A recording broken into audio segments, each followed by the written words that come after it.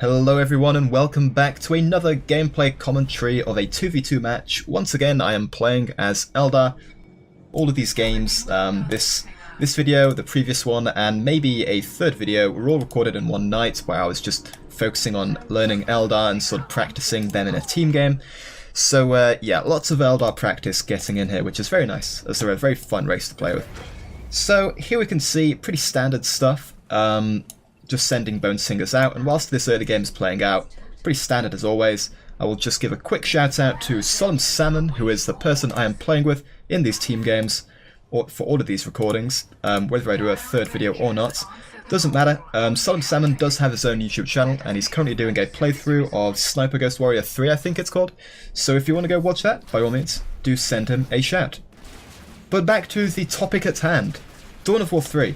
And more importantly, this specific game is going to be interesting because this sort of highlights why you should sort of get to learn when is a good time to tech up and when is a bad time to tech up. And by tech up, I mean not only teching up in terms of your base level from tier 1 to tier 2 to tier 3, but also teching up in terms of upgrades, which is sort of a softer definition of teching up, sort of taken from StarCraft 2. Where you tech up in terms of upgrades and, you know, yada yada. So you can see, very standard early game. I'm going for just lots of Dire Avengers into a Wraith Lord command doctrined webway gate, which gives you a lot of nice movement speed, makes your plasma grenades much easier to land. If we just click on the Wraith Lord, it doesn't actually show us his command doctrine, which is kind of annoying. They should maybe patch that into the replay system. But yeah, you can see the webway gate is going down here, and in the meantime, Salmon has been able to completely lock down this northernmost point with a improved listening post. If we take a look at his doctrines, he does have equipped this specific doctrine, which just, you know, overall buffs all of your listening posts. So this is a great position for him to be in, and that will help us later in the game in terms of resources and economy. But as you can see down bottom, the Space Marine player did send in a bunch of his Assault Marines. They did get a pretty solid jump in from what I can remember onto my Dire Avengers, as I was not paying attention enough to notice that, you know, massive Space Marine super dudes were flying in from the sky. So they did a good amount of damage, almost wiped out one of my squads, which kind of sucks for me, and their webway gate, they just wail on for a good amount of time.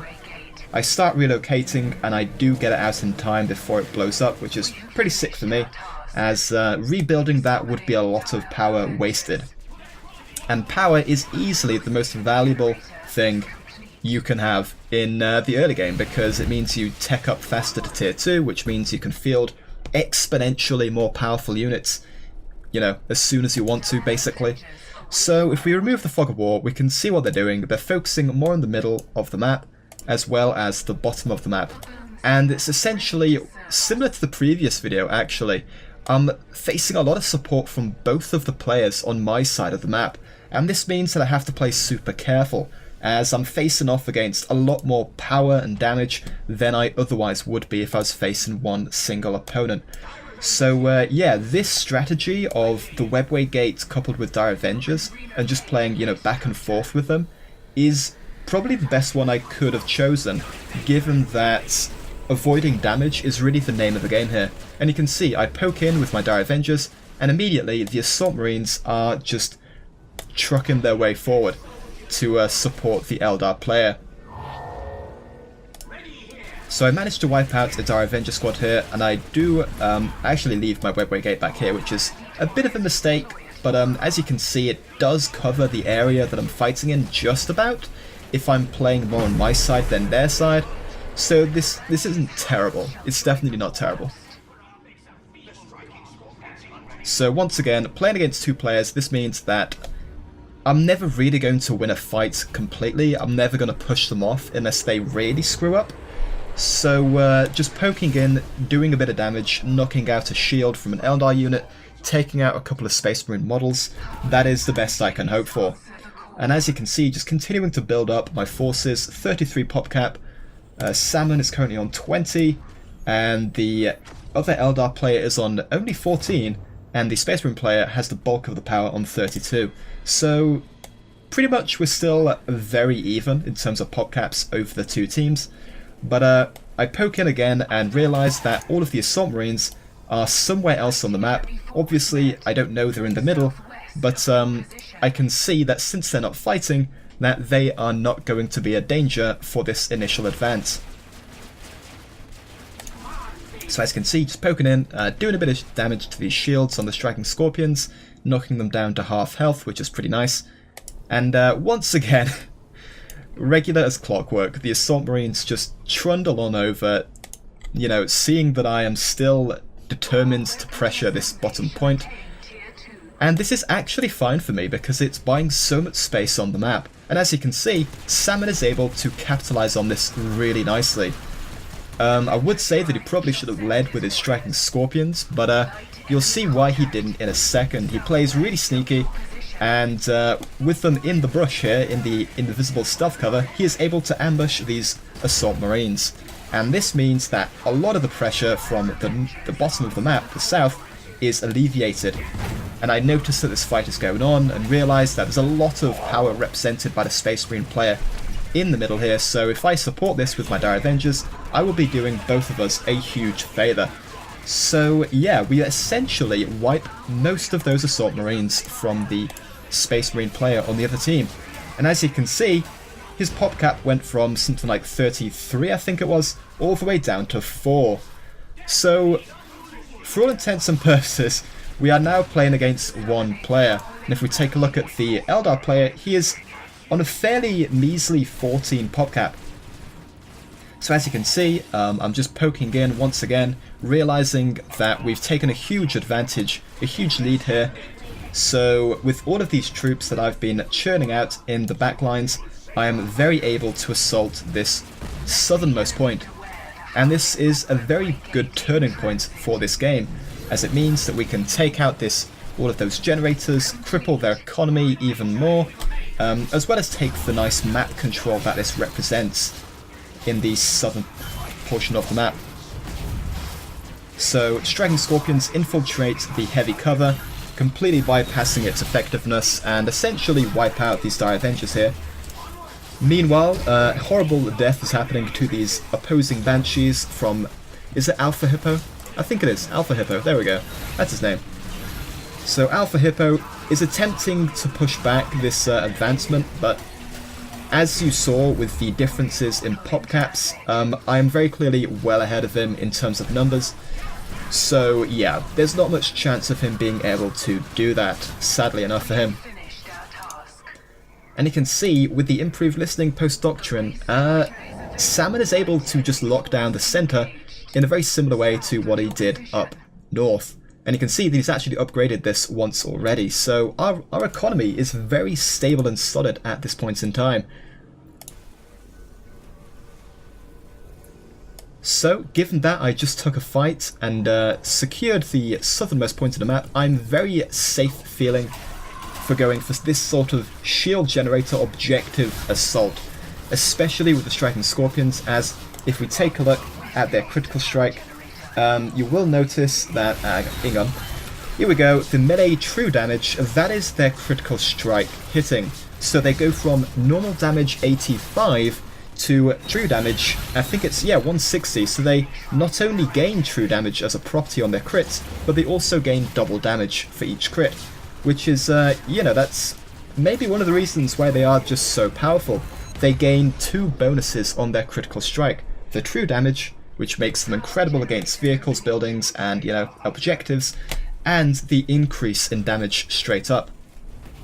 So yeah, Striking Scorpions, pretty good. So as you can see, we're just racing ahead at this point. Salmon is similarly able to take out the opposing shield generator on his side of the map, just as I did down here.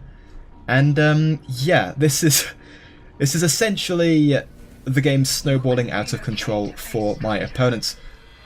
So here, I do believe I have teched up to tier 2 at this point in time, so this is sort of me transitioning into the next level of tech, in the sense that I'm transitioning into units that can really take advantage of their statistics and properties. So if you watched the last video, you will probably have noticed how godly and effective the Falcon was at just wiping out tier 1 infantry units, and I'm going for the same thing in this game. I believe this might be the match after that game that I showed in the previous video on my channel. So here, I figured out that Falcons work pretty well, so yeah, I decided to go for it again, and spoilers, it works out very well for me. So what I was talking about at the start of the game, where choosing your opportunities to tech up, in this case in the literal sense of teching up to tier 2, well, I just took a very good fight. We took out most of their forces in the middle from the Space Marine player, and we also took out most of their stuff on the southern point of the map. And this was reinforced in the sense that we took out both of their shield generators, you know, key objectives on the map.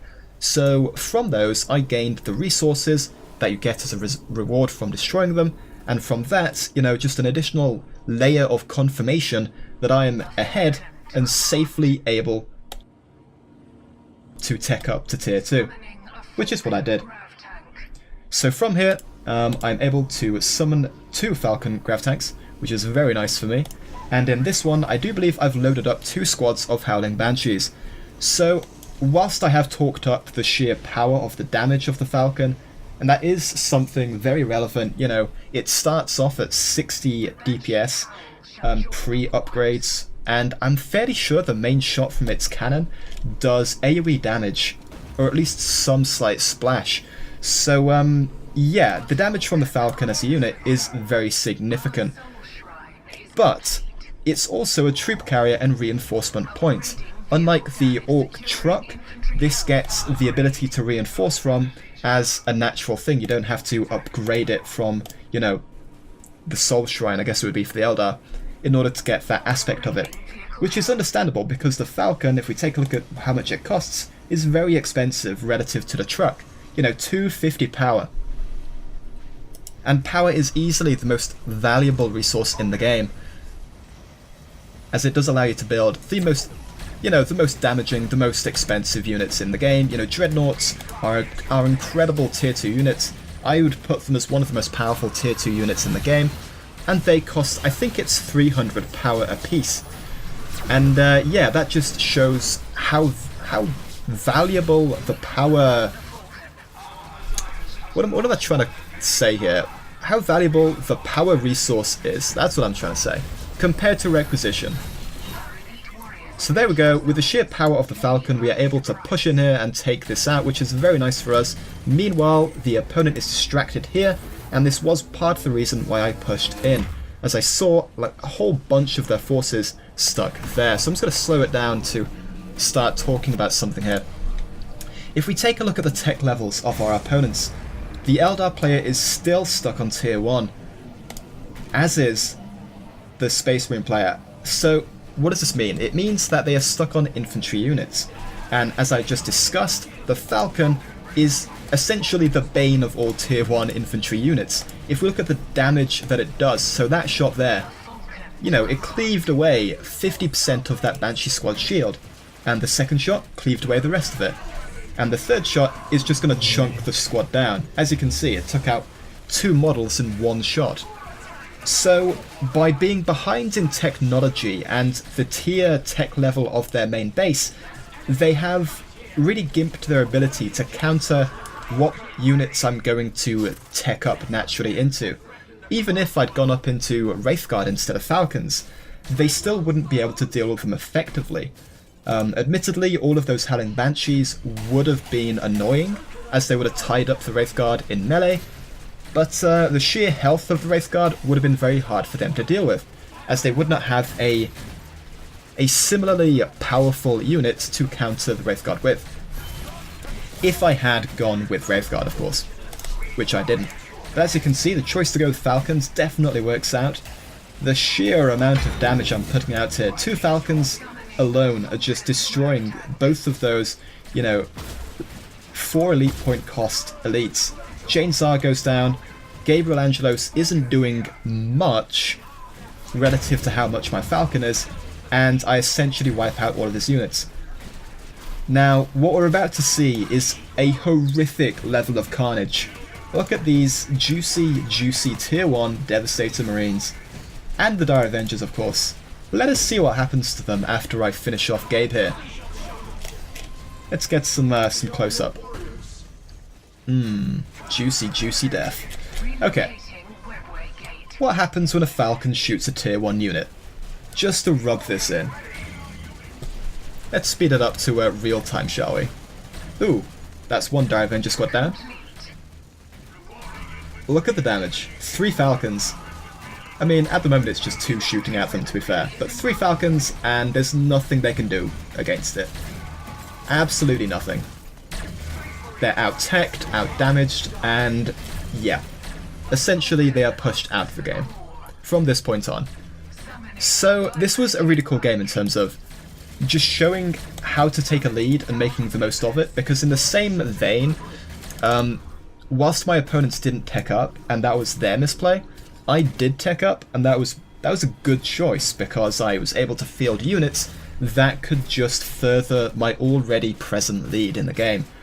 Falcons just mess up tier 1 units, as hopefully I've shown at this point with the horrific death that happened to those Devastators. But, yeah, by teching up and going into powerful units against what the opponent was currently fielding, I was able to just shove them out of the game decisively and safely. And that is a very cool slow-motion explosion. That is very cool. So yeah, this was a very fun game to play. Had a whale of a time really on the night that I played this. We lost 1 game and I think we won 3.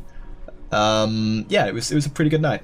So hopefully this showed you something of the power of some of the later teched units compared to tier 1 units, and how teching up to keep track with your opponent is definitely important.